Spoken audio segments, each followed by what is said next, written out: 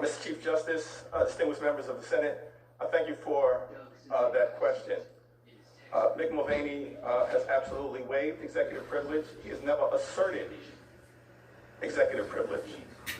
In fact, as President's Counsel has acknowledged, they have not asserted executive privilege once. The President's Counsel has said, when we made that point during our opening arguments, that that was technically true. No, it's true.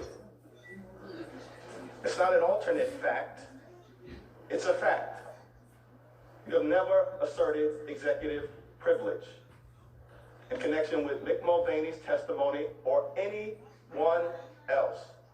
It was not asserted as it relates to any of the 17 witnesses who testified, 12 of whom testified publicly.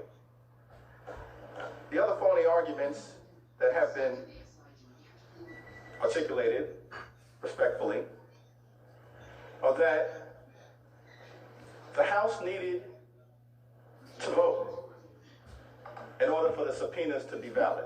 There is nothing in the Constitution that required the full House to vote, nothing in Supreme Court precedent, nothing under federal law, nothing under the House rules.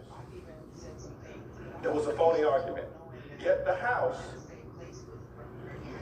after the initial stages of the investigation, did fully vote, and fully voted on October 31st. Interestingly enough, Mick Mulvaney was subpoenaed thereafter, not before, thereafter, after the House had voted. Subpoenaed on November 7th. Here it is.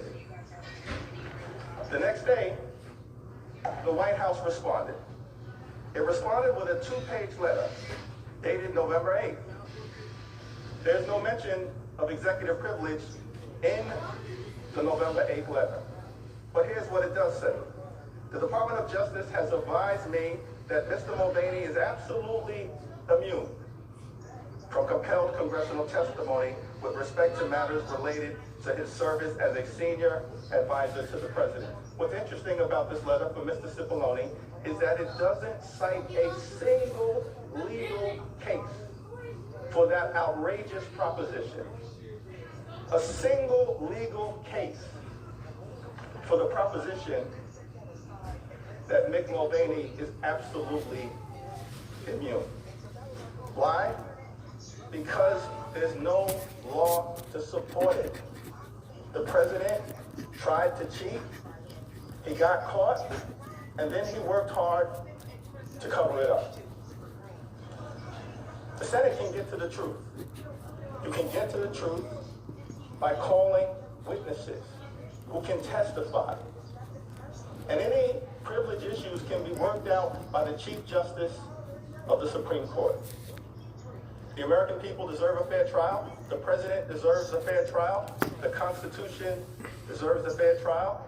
That includes Mulvaney, that includes Bolton, that includes other relevant witnesses. Thank you, Mr. Manager.